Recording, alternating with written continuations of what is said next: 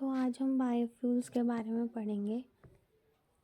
Bio means living and fuels is something जो energy provide करता है। तो बायोफ्यूल्स हमारे हाइड्रोकार्बन फ्यूल्स होते हैं, मतलब ये हाइड्रोजन एंड कार्बन से बनते हैं, which are produce from organic matter.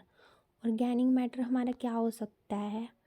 Plant हो गए, एनिमल हो गए, यह हमारा ऑर्गेनिक मैटर होता है, या माइक्रोब्स यूज़ कर सकते हैं। लिविंग और वंस लिविंग मतलब जो हमारे अभी जीवित है, जैसे प्लांट है, एल्गी है, माइक्रोब्स है। वंस लिविंग मतलब ये डेड मैटर से भी बन सकता है, जैसे ड्राई लीव से और किचन वेस्ट से बन सकता है, तो वो वंस लिविंग में आते हैं। या हमारे डेड प्लांट्स, एनिमल्स, ये भी ओके। ये रिन्यूएबल हैं, मतलब इन्हें बनने में ज़्यादा से ज़्यादा 6 महीने लगते हैं,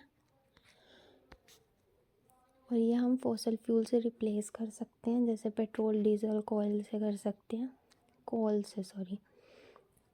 बायोफ्यूल्स हमारे हाइड्रोकार्बन है जो लिविंग और वंस लिविंग से बनते हैं। फॉसल फ्यूल भी एक तरह का हाइड्रोकार्बन है, इसमें भी हाइड्रोजन कार्बन होती है, पर डिफरेंस ये होता है कि यह बहुत टाइम लेता है बनने में। ये 3 टाइप के होते हैं हमारे: सॉलिड, लिक्विड, गैस। गैस में हमारा बायोगैस और बायोहाइड्रोजन आता है। बायोगैस हमने 12th में पढ़ा हुआ है, इसमें biodiesel, ethanol and biogas.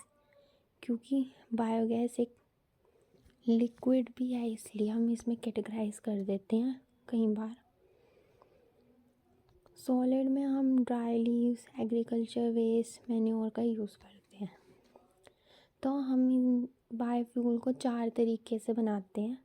4 generation है हमारे पास बनाने का। पहला हम बनाते हैं फूड क्रॉप से, खाने से।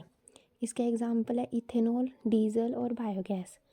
बायोगैस इसमें इसलिए आया क्योंकि ये सबसे ज़्यादा सिंपल मेथड है और बहुत टाइम से बनाते आ रहे हैं, इसलिए इसकी टेक्नोलॉजी ईजी है, बनाना भी आसान है। पर दिक्कत ये है कि अगर हम खाने का इस्तेमाल करेंगे तो प्राइस क्या हो जाएंगे, इंक्रीज़ हो जाएंगे, तो लोग क्या खाएंगे।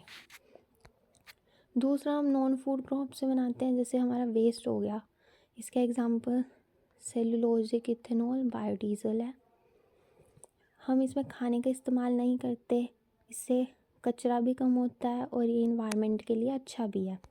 पर इसकी टेक्नोलॉजी क्या है, एक्सपेंसिव, इसमें भी प्रॉब्लम है। तो हमने बनानी शुरू की एल्गी से। Algae biodiesel, algae bioethanol.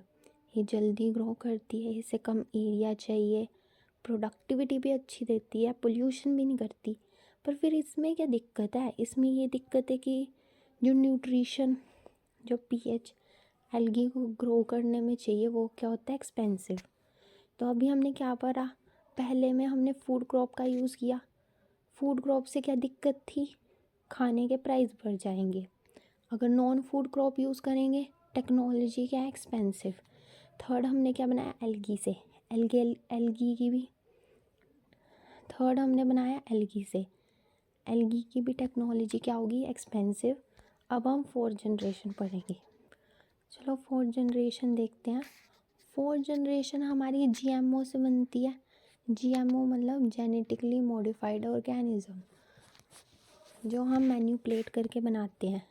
इसमें एग्जांपल एल्गी हो गया, बैक्टीरिया हो गया। तो ये पोल्यूशन को रिड्यूस करते हैं और क्लाइमेट चेंज को भी प्रिवेंट करते हैं। पर दिक्कत यह है, ये भी एक्सपेंसिव है। अब ये कैसे पोल्यूशन को रिड्यूस करते हैं? ये जीएमओ है, तो हमने इन्हें ऐसे मॉडिफाई किया है कि ये कार्बन डाइऑक्साइड को एयर से कैप्चर करेंगे और उससे ग्रो होएंगे।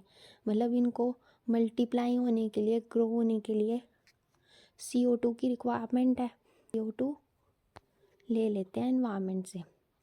अब हम इंडिविजुअली पढ़ेंगे बायोइथेनॉल।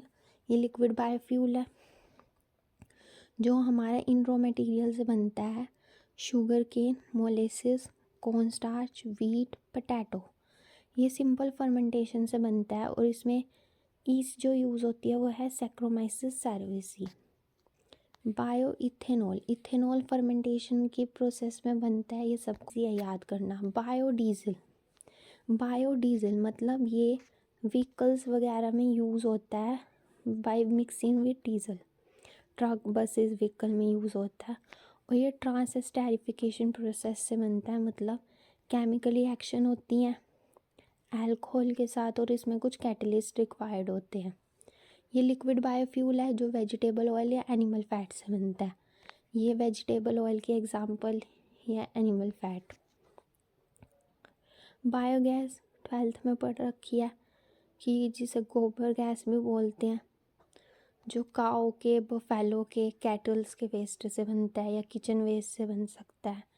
इसमें एनारोबिक डाइजेशन होती है जो कुकिंग और इलेक्ट्रिसिटी के लिए यूज़ होती है।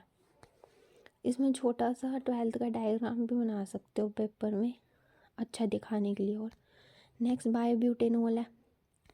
अब इसमें देखो कि हमारा sugar cane, corn, molasses use हो रहा है जो हमारा इसमें भी हुआ था, पर डिफरेंस क्या है, यहाँ पे ईस्ट यूज़ हो रही है और यहाँ पे हमारा क्लोस्ट्रीडियम यूज़ हो रहा है, मतलब यहाँ पे हमारा बैक्टीरिया यूज़ हो रहा है।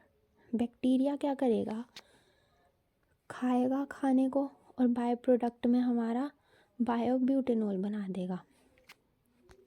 मीन्स बायोब्यूटेनॉल हमारा पेट्रोलियम की तरह दिखता है और काम भी पेट्रोलियम की तरह करता है, पर ये टाइनी बैक्टीरिया के यूज़ से बनता है। एफिशिएंसी अच्छी है, ये पेट्रोल से ज़्यादा एफिशिएंट है, ये पेट्रोल से ज़्यादा वर्क करता है, उससे ज़्यादा एनर्जी प्रोड्यूस करता है। पर अगर हम इन दोनों का डिफरेंस देखें तो ये ईस्ट से बन रहा है एंड ये बैक्टीरिया से बन रहा है। लास्ट देखते हैं बायोहाइड्रोजन।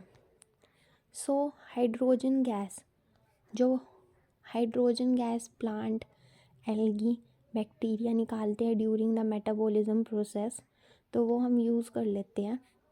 तो hydrogen gas made by the plant, algae और बैक्टीरिया, तो जब हम इस बायोफ्यूल को बर्न करते हैं ओनली हमें वाटर वेपर मिलते हैं। ये सबसे बड़ी एडवांटेज है कि ये क्लीनेस्ट फ्यूल है, पोल्यूशन नहीं करेगा और बर्न करने पे हमेशा पानी देगा। एफिशिएंसी भी अच्छी है इसकी, पर इसकी प्रॉब्लम क्या है कि इसको स्टोर करना मुश्किल है। तो अब हमने बायोफ्यूल ख़त्म कर लिया है, फिर से एक बार रिवाइज करते हैं वो तीनों जनरेशन। पहला हमने फूड से बनाया, सेकंड नॉन फूड से, थर्ड हमने एल्गी से बनाया एंड फोर्थ हमने जीएमओ से बना लिया। Then ethanol, diesel, biogas, biobutanol and biohydrogen. Biobutanol, ठीक है, ब्यूटेनॉल हमारा बैक्टीरिया से बनता है, इथेनॉल हमारा ईस्ट से बनता है, डीजल मतलब ये डीजल के साथ मिक्स होके व्हीकल्स में यूज़ होता है, एंड बायोगैस हाइड्रोजन जो बैक्टीरिया वगैरह निकालते हैं। Thank you for watching.